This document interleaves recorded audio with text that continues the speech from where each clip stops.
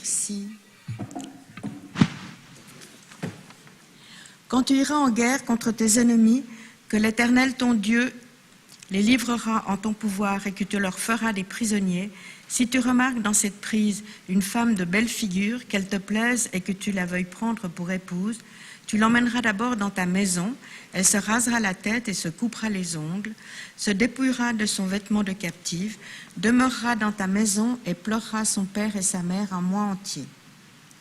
Alors seulement tu pourras t'approcher d'elle et avoir commerce avec elle, elle deviendra ainsi ton épouse.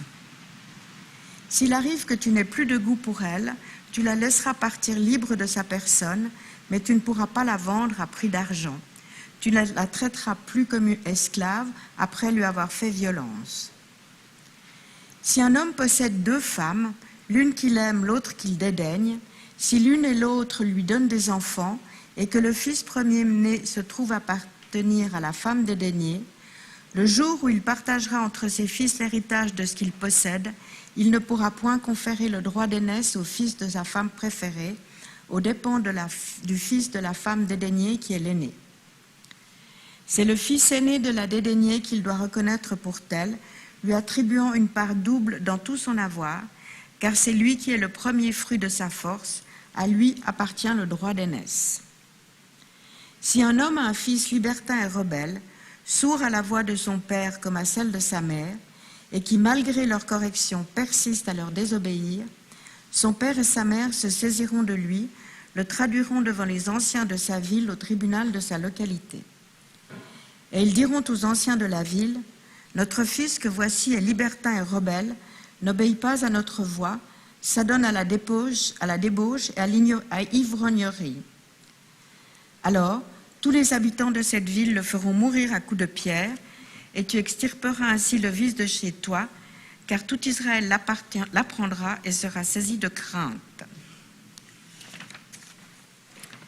Quand un homme convaincu d'un crime qui mérite la mort aura été exécuté et que tu l'auras attaché au gibet, tu ne laisseras pas séjourner son cadavre sur le gibet, mais tu auras soin de l'enterrer le même jour, car un pendu est chose offensante pour Dieu, et tu ne dois pas souiller ton pays que l'Éternel ton Dieu te donne en héritage.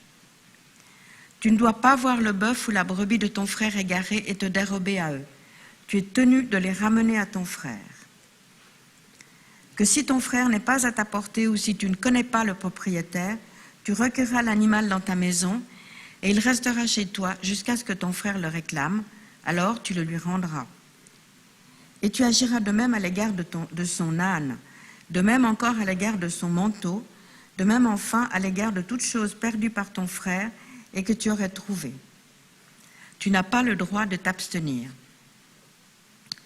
Tu ne dois pas voir l'âne ou le bœuf de ton frère s'abattre sur la voie publique et te dérober à eux. Tu es tenu de les relever avec lui.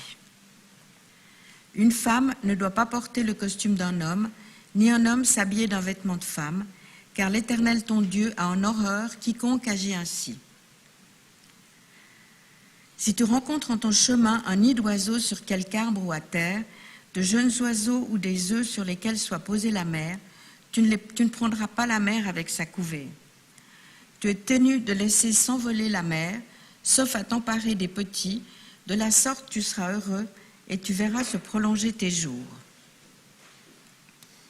Quand tu bâtiras une maison neuve, tu établiras un appui autour du toit pour éviter que ta maison soit cause d'une mort si quelqu'un venait à en tomber. N'ensemence pas ton vignoble de graines hétérogènes si tu ne veux frapper d'interdit la production entière. Le grain que tu auras semé est le produit du vignoble. Ne laboure pas avec un bœuf et un âne attelés ensemble. Ne t'habille pas d'une étoffe mixte mélangée de laine et de lin.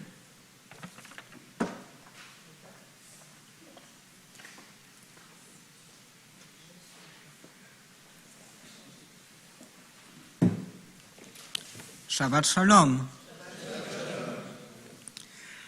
Dans le texte que vient de nous lire Anne, nous avons lu un certain nombre de lois qui s'appliquaient à l'époque de la Torah, donc il y a plus de 3000 ans, et nous avons vu que un grand nombre de ces lois ne sont plus du tout applicables aujourd'hui et j'ai envie de vous dire, heureusement, les enfants qui sont dans la salle peuvent être rassurés, la loi du fils rebelle ne s'applique absolument plus depuis très longtemps.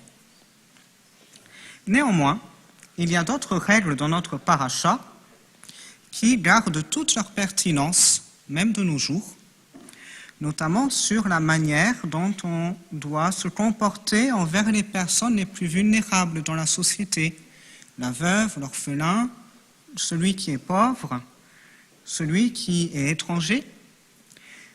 Notre paracha nous dit par exemple de ne pas opprimer trop fort les personnes les plus vulnérables et même de ne pas les opprimer du tout, mais au contraire de s'assurer qu'elles aient toujours le nécessaire pour vivre dans la dignité.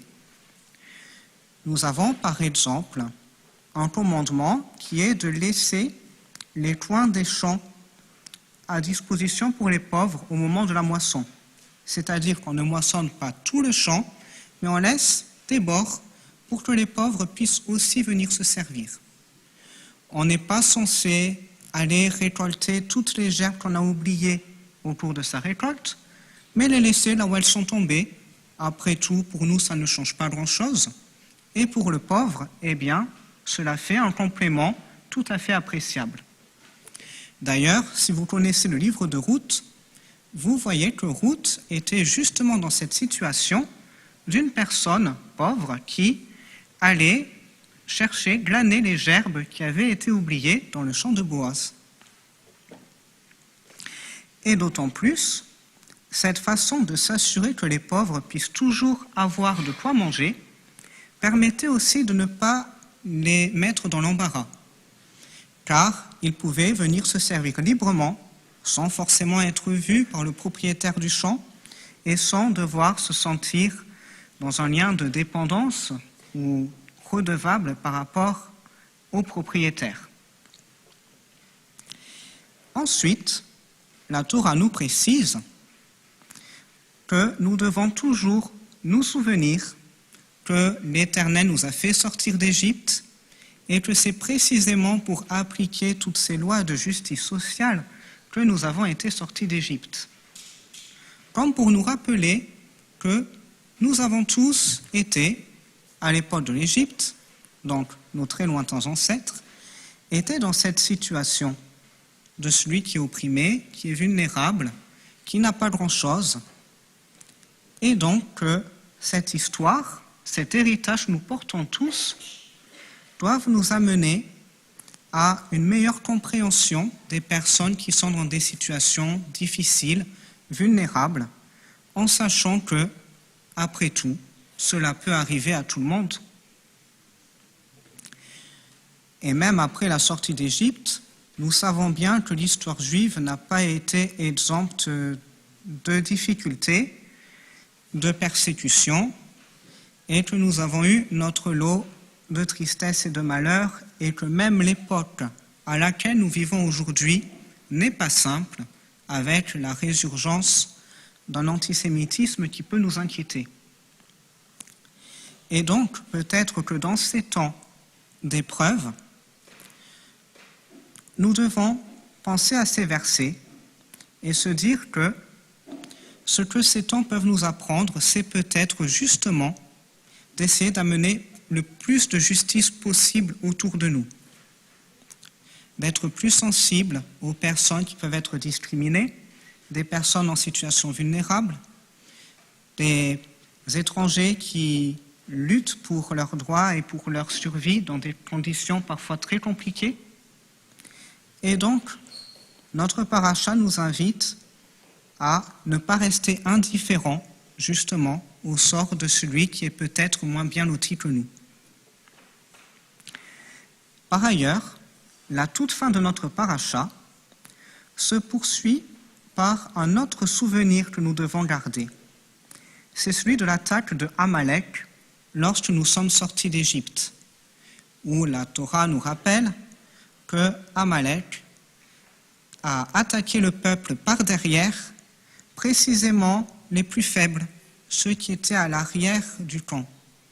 Et bien sûr, cette attaque, qui s'est d'abord focalisée sur les plus faibles, aurait pu anéantir tout le monde si, heureusement, Moïse et les Hébreux n'avaient pas réagi pour repousser cette attaque. Peut-être pour nous rappeler que si nous négligeons trop les personnes les plus vulnérables parmi nous et que nous ne soucions pas des attaques dont elles peuvent faire l'objet, eh bien, finalement, c'est tout le monde qui risque d'en pâtir un jour. Et donc, pour, espérons, arriver à un meilleur futur pour tout le monde, je vous souhaite que nous puissions tous prendre soin les uns des autres et penser même aux plus démunis. Et je vous souhaite un excellent Shabbat.